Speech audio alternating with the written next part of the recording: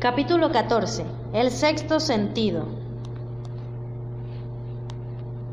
La puerta del templo de la sabiduría. El 13º paso hacia la riqueza.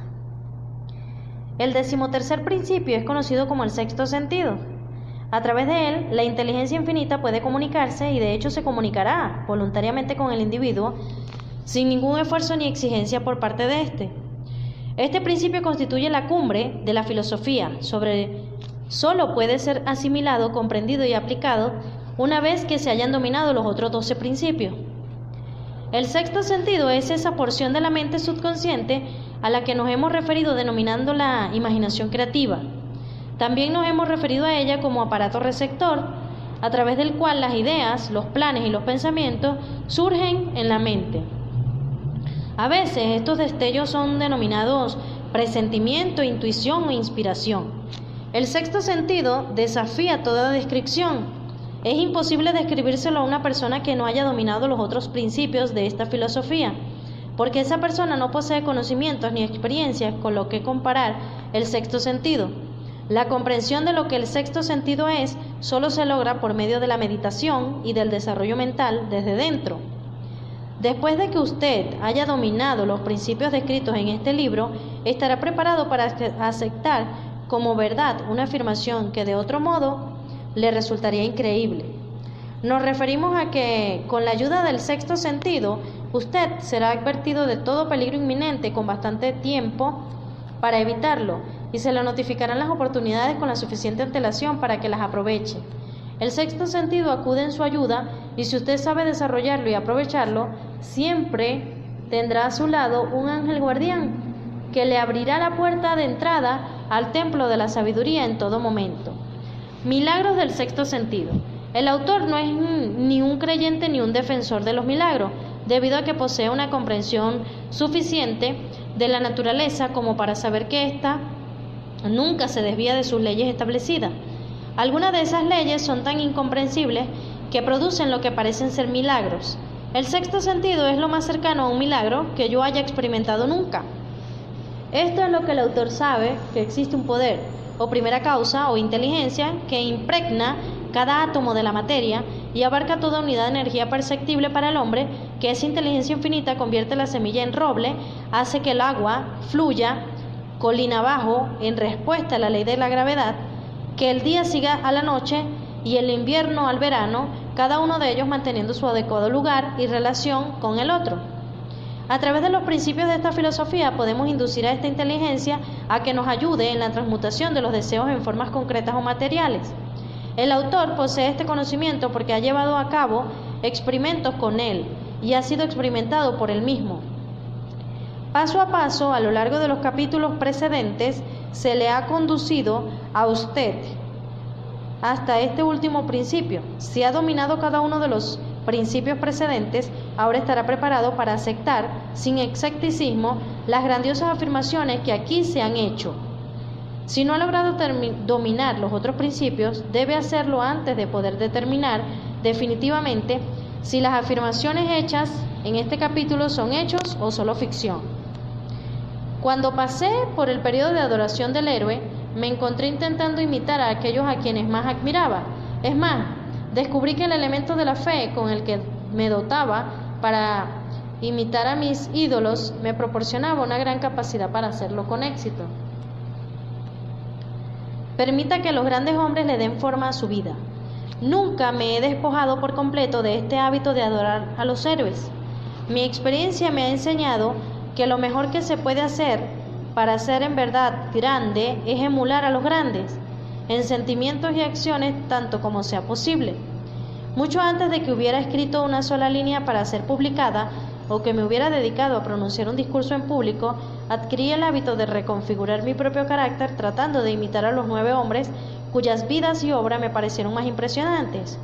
Esos 9 hombres son, o fueron, Emerson, Paine, Edison, Darwin, Lincoln, Burbank, Napoleón, Ford y Carnegie. Cada noche y durante un largo periodo de años sostenía una conferencia imaginaria con ese grupo al que yo denominaba mis consejeros invisibles. El procedimiento que seguía era el siguiente: Por la noche, poco antes de quedarme dormido, cerraba los ojos y en mi imaginación veía a este grupo de hombres sentados conmigo alrededor de mi mesa de conferencias. Allí no solo tenía la oportunidad de sentarme entre quienes yo consideraba los más grandes, sino que en realidad dominaba el grupo y actuaba entre ellos como su presidente. Yo tenía un propósito concreto al permitir a mi imaginación asistir a esas reuniones nocturnas. Ese propósito consistía en reconstruir mi propio carácter de tal modo que representara un compendio de los caracteres de mis consejeros imaginarios. Al darme cuenta, como me sucedió a esa edad muy temprana, que debería superar el obstáculo de haber nacido en un medio ambiente de ignorancia y superstición, me asigné la deliberada tarea de renacer voluntariamente a través del método que acabo de describir. La formación del carácter mediante la autosugestión. Yo sabía desde luego que todos los hombres han llegado a ser los que son gracias a sus pensamientos y a sus deseos dominantes. Sabía que todo deseo profundamente asentado le induce a uno a buscar una expresión exterior a través de la cual ese mismo deseo pueda transmutarse en una realidad. Sabía que la autosugestión es un factor poderoso en la formación del carácter y que es, de hecho, el único principio a través del cual se forma el carácter. Dotado de este conocimiento acerca de los principios que rigen el funcionamiento de la mente, me sentí bastante bien armado con el equipo necesario para reconfigurar mi carácter. En esas reuniones imaginarias, yo convocaba a los miembros de mi gabinete para que me transmitieran el conocimiento que deseaba adquirir, dirigiéndome a cada uno de ellos con palabras audibles del siguiente modo: Señor Emerson, deseo adquirir de usted la maravillosa comprensión de la naturaleza que distinguió su vida. Le pido que deje una huella en mi subconsciente acerca de todas aquellas cualidades que usted haya poseído y que le permitieron comprender las leyes de la naturaleza y adaptarse a ellas. Señor Burbank, le pido que me transmita el conocimiento que le permitió armonizar las leyes de la naturaleza y que le hizo arrancarle sus espinas al cactus para transformarlo en alimento comestible. Ofrézcame acceso al conocimiento que le permitió hacer crecer 2 hojas de hierba allí donde antes crecía una sola. Napoleón, deseo adquirir de usted, por emulación, la maravillosa habilidad que poseyó para inspirar a los hombres y para despertar el mayor y más decidido espíritu de acción en él. También deseo adquirir el espíritu de una fe duradera que le permitió transformar la derrota en victoria y superar obstáculos cada vez más grandes. Señor Pine, deseo adquirir de usted la libertad de pensamiento y el valor y la claridad con los que expresar las convicciones que tanto le distinguieron a usted. Señor Darwin, deseo adquirir de usted la maravillosa paciencia y la habilidad para el estudio de la causa y el efecto sin desviación ni prejuicio, tan ejemplificadas por usted en el campo de las ciencias naturales.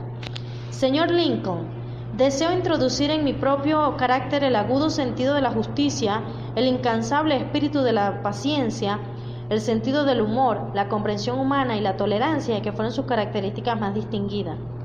Señor Carnegie, deseo adquirir de usted una comprensión completa de los principios del esfuerzo organizado que usted utilizó con tanta efectividad en la formación de una gran empresa industrial. Señor Ford, deseo adquirir su espíritu de perseverancia, la determinación, la serenidad y la confianza en sí mismo que le permitieron dominar la pobreza y organizar, unificar y simplificar el esfuerzo humano para que así yo pueda ayudar a otros a seguir sus pasos. Señor Edison, deseo adquirir de usted el maravilloso espíritu de fe con el que descubrió tantos secretos de la naturaleza y el espíritu de herramienta inconmovible con el que tan a menudo extrajo la victoria de la derrota. El asombroso poder de la imaginación. Mi método de dirigirme a los miembros de mi gabinete imaginario variaba de acuerdo con los rasgos de carácter que yo estaba más interesado en adquirir en aquellos momentos. Estudié todo lo que se sabía de sus vidas y lo hice con minucioso cuidado. Después de algunos meses de haber empleado este procedimiento nocturno, me sentí asombrado al descubrir que estas figuras imaginarias se convertían en aparentemente reales. Cada uno de estos 9 hombres desarrolló características individuales que me sorprendían. Por ejemplo, Lincoln tenía la costumbre de llegar siempre tarde para luego entrar de una forma solemne donde era esperado. Siempre llevaba una expresión de seriedad en el rostro, raras veces le vi sonreír. Eso no era cierto en lo que se refería a los demás. Burbank y Pine se enfrascaban a menudo en conversaciones burlonas que a veces parecían conmocionar a los otros miembros del gabinete. En cierta ocasión, Burbank llegó tarde. Al hacer su entrada, apareció lleno de entusiasmo y explicó que se había atrasado debido a un experimento que estaba realizando y con el que confiaba poder hacer crecer manzanas de cualquier clase de árbol.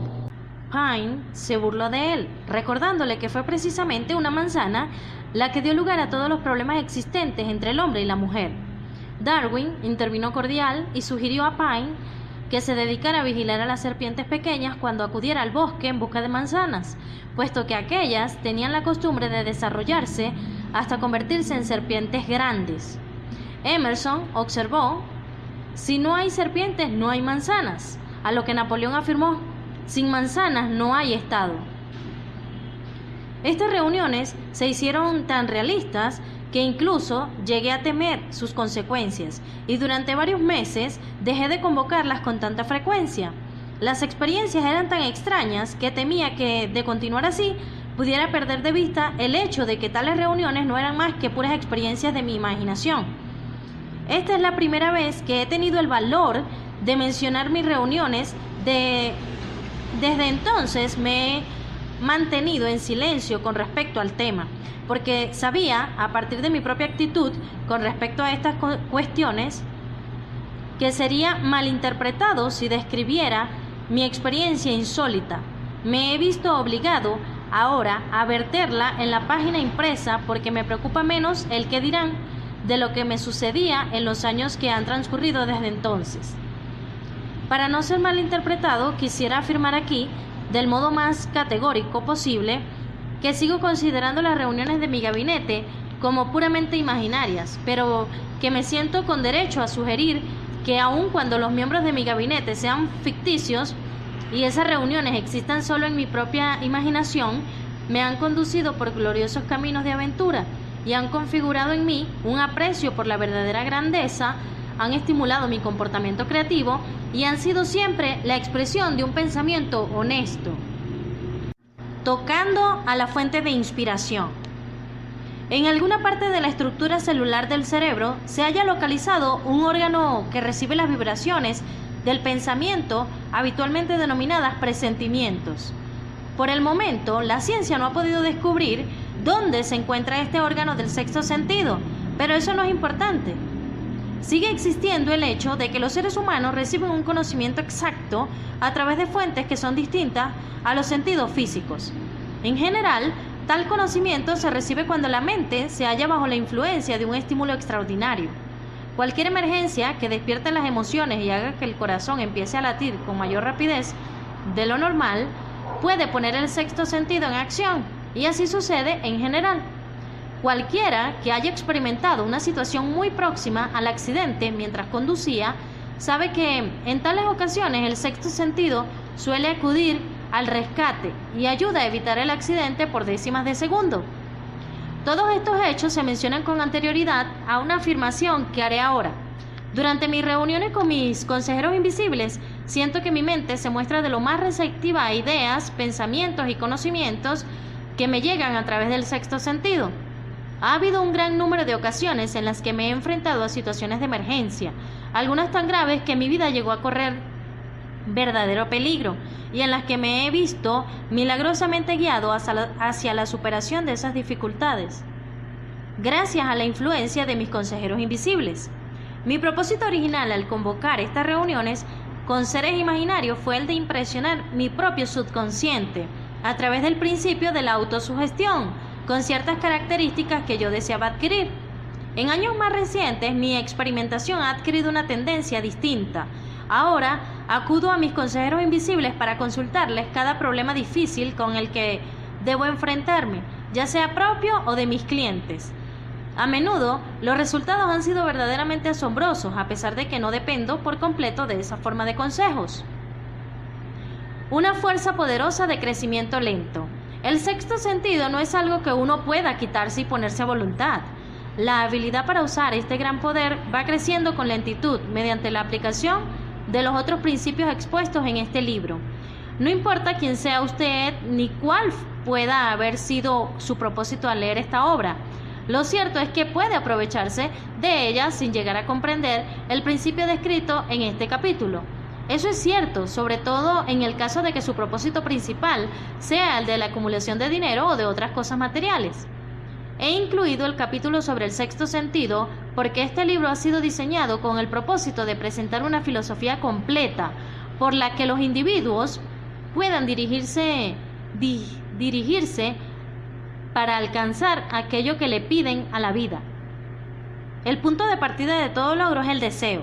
El punto final es esa rama del conocimiento que nos conduce a la comprensión de uno mismo, de los demás y de las leyes de la naturaleza. En definitiva, el reconocimiento y la comprensión de la felicidad. Esta clase de comprensión solo se alcanza de forma completa a través de la familiaridad y el uso del sexto sentido. Después de leer este capítulo, usted habrá observado que durante su lectura se sentía elevado a un nivel más alto de estimulación mental. ¡Espléndido! Vuelva a leerlo dentro de un mes y observe cómo su mente alcanza un nivel de estimulación aún más elevado.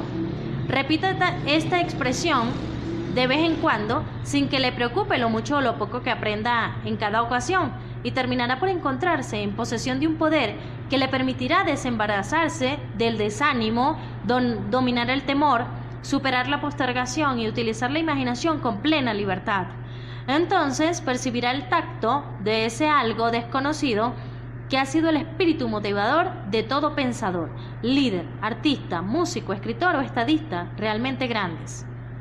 Será el momento de transmutar sus deseos en su equivalente físico o financiero, y lo hará con la misma facilidad con la que antes se dejaba caer y se abandonaba ante la aparición de la primera señal de oposición.